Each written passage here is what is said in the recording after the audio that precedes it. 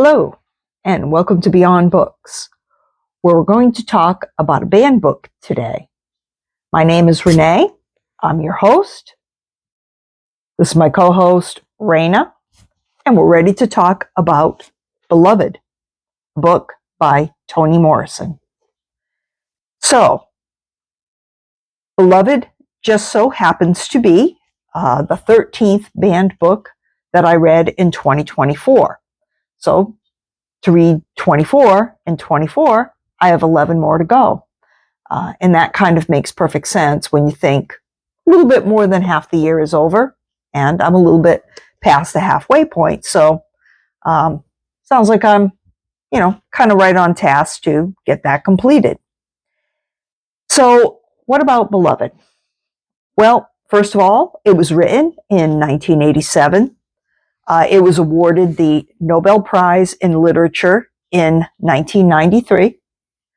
It was awarded the Pulitzer Prize in 1988. Chloe Anthony Wofford Morrison was born February 18th, 1931, and she passed on August 5th, 2019. She was known as Toni Morrison. She was an American novelist and editor. Her first novel is The Bluest Eye, and that was published in 1970. The Bluest Eye happens to be the fourth banned book that I read in 2024, and I have a full review on my channel. I will link it below. Now, both these books, The Bluest Eye and Beloved, take place in Ohio, and that is where Morrison actually grew up. She was an editor for Random House in New York when she started her working career. And that was where she started the craft of writing. While she worked at Random House, a key event kind of came to her attention. And that was that, among other projects, she was developing and editing a book called The Black Book that came out in 1974. And it's an anthology of photographs, illustrations, essays, and documents of Black life in the United States from the time of slavery to the 1920s. And that anthology contained the story, a true story, of Margaret Garner. And Garner escaped slavery, but she was pursued by slave hunters. And Garner made the choice to, at one point, kill her 2-year-old daughter rather than to allow her to be brought up as an enslaved person. Garner was recaptured before she was able to kill herself, which apparently was her complete plan. This story made apparently quite an impression on Morrison, and Garner's tale ended up becoming the basis for this book, Beloved. So that is one of the key events on which the plot of Beloved is built. Now, the book's dedication reads 60 million and more. And that refers to the number of Africans and their descendants who died as a result of the Atlantic slave trade. Now, I'm no Bible scholar, but I did find a quote at the beginning of the book from the Bible that I found to be very interesting. I tried to look up some of the interpretations of it, but I think that there may be just a slightly different interpretation as it relates to the story of Beloved. So let me read the passage. First, it's Romans 9:25, and it says, "I will call them my people, which were not my people, and her beloved, which was not beloved." So to me, just taken as a standalone passage, it seems to say that the people who maybe were never considered to be God's people or favored by God in any way are still his people. And even those who never felt love are loved by God. Now, some of you may think that I shouldn't take a passage out of context of the Bible and try to assign a meaning to it, but it's a confusing, kind of conflicting passage, first of all. And I find it interesting that Morrison put that particular passage at the beginning of the book. So I just did want to give it some attention. So let's talk about the story a little bit. Now, basically, it takes place in the early years following emancipation. Emancipation officially took place in 1863. But the slaves weren't always notified that they were freed. Even after slavery was abolished, they were sometimes hunted down and recaptured. And this story now involves a safe house in Ohio, which the freed slaves identify as 124, meaning the address, which is 124 Bluestone Road in Cincinnati, Ohio. Now, Ohio was a free state even previous to emancipation, so the house had been used for a time as a place for previously enslaved families to meet up with each other, to gather information, to rest, that kind of thing. So the characters in the story, in Beloved, are all pretty much related to each other in some way, or perhaps they may have worked together at a place called the Sweet Home Plantation in Kentucky, where they were all enslaved.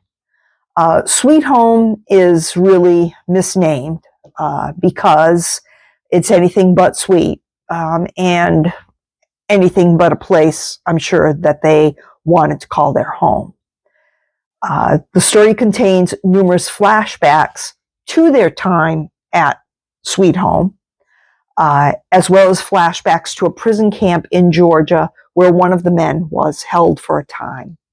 The flashbacks are generally of times of violence, trauma, and abuse.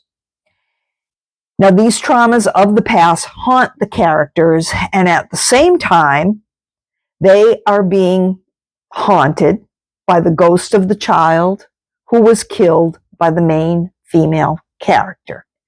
Her name is Sethe. Now, when the baby's buried, now don't forget, the baby would have been considered the property of the slave owner. Sethe actually paid for a headstone and engraving by doing sexual favors for the engraver. She wanted the gravestone to say, "Dearly beloved," but she could only afford to pay for the word beloved. So the baby became known as Beloved. At the home, 124, Sethe and the others kind of organize themselves into a type of family with a mother, a father, and children. Now, this would have been similar, perhaps, to the way that they organized themselves on plantations so they could help each other. 124 is also a haunted place, and it's haunted by the ghost of that little child, now grown up. It's haunted by Beloved. So, let's talk about it as a banned book. Now remember, it only came out in 1987, but according to the American Library Association website, and these are ranked now by the amount of bans and challenges to the book. For the top 100 banned books, 1990 to 1999, Beloved is number 45. For the top 100 banned books, from the year 2000 to 2009, Beloved is number 26. From 2010 to 2019, it is again number 45. From 2020 to 2023, there's no data yet for 2024. It doesn't appear in the top 10. That's all that they have out now for each year until they compile the decade that will have the top 100. So it's a little confusing sometimes when you look at that. But I'll put a link below to the American Library Association website. And now, as I've talked about before, just because it doesn't appear in the top 10 for the past few years now, that's not necessarily good news for Beloved. All that really means is that there are other books that were challenged more. And we know that challenges have really increased. I believe the increases really started around the year 2018 or so.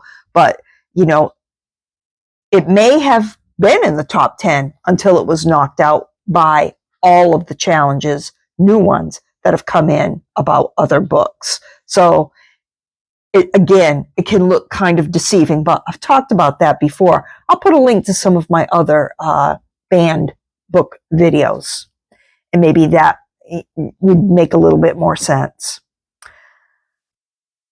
So, why is it banned? Well, again, and I've stated this before, like I say in other videos, challenges often come at the local level. So sometimes those challenges are then defeated and the book remains either in the school curriculum or on the library shelves, wherever it's been challenged from. And the reasons can really vary from place to place. This book seems to have been mostly challenged in schools, where it is often taught as part of the AP literature class. Unfortunately, I think that sometimes the reason that's given is kind of a convenience or a convenient reason. It's violent. Yes. It contains sexual acts. Yes. Those are neat little statements.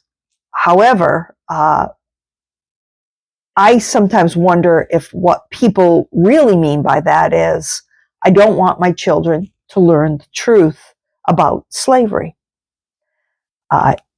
If this book is just too violent, too sexual, too horrific, any of those things, it could be replaced with another book about slavery into the school curriculum, one that maybe is not as graphic, but oftentimes that's just not the case. In fact, in some cases, it's been replaced in schools with The Scarlet Letter by Nathaniel Hawthorne.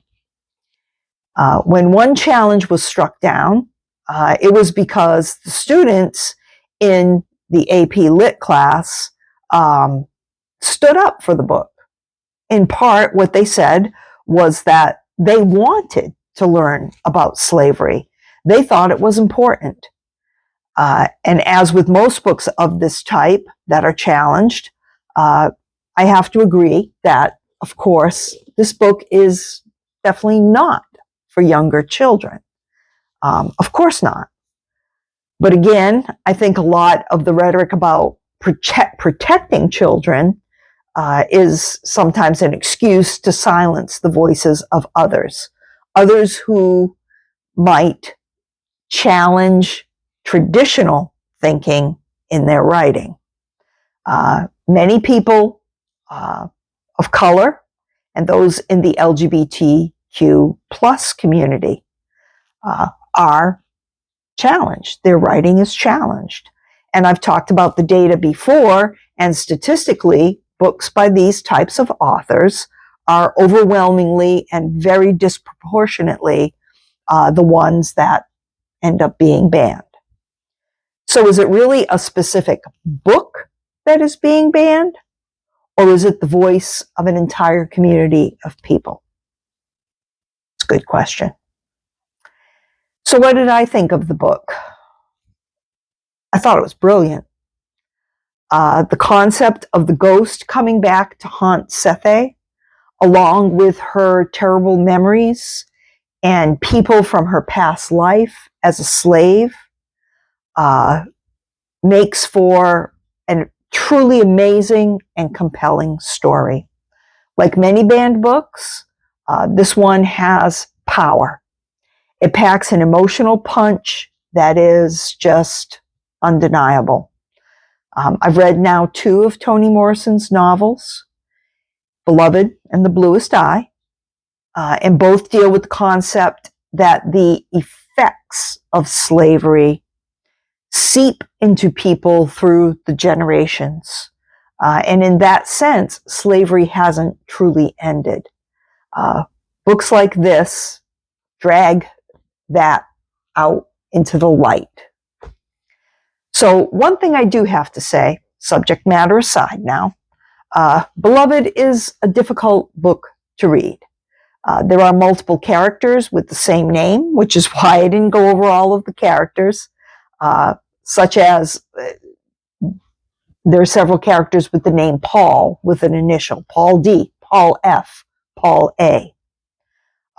Some have confusing names, such as a grandmother who is named Baby Suggs. There is a baby named Denver who was delivered by a young girl named Amy Denver. Also, at times, the flashbacks can be a bit confusing. Where the readers are, where we are as readers in time and place, sometimes feels just kind of time feels like it's suspended. Is the flashback from 10 years previous, 15 years previous? We don't really know. And then what about the ghost? Is it just a specter that they're seeing, or is it someone real? People have a way of showing up at this house, looking for family, looking for information. And again, as a reader of the story, that can be a bit confusing.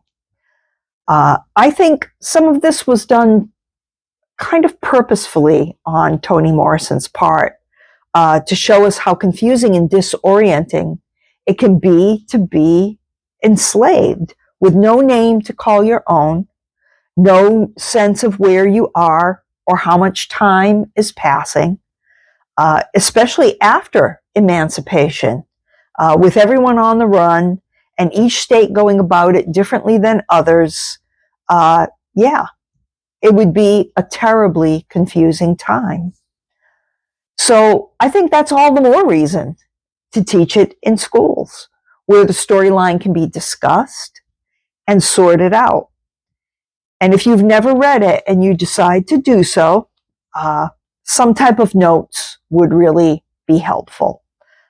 Even just a character list and a discussion of what each character represents, the themes, and that kind of thing is very helpful. I used the Spark Notes to help me out, and I'll put a link to that below.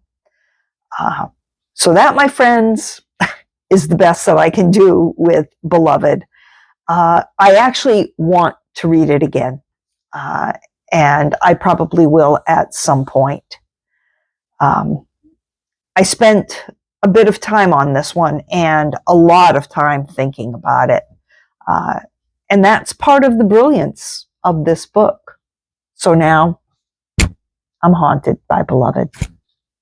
Thanks for watching.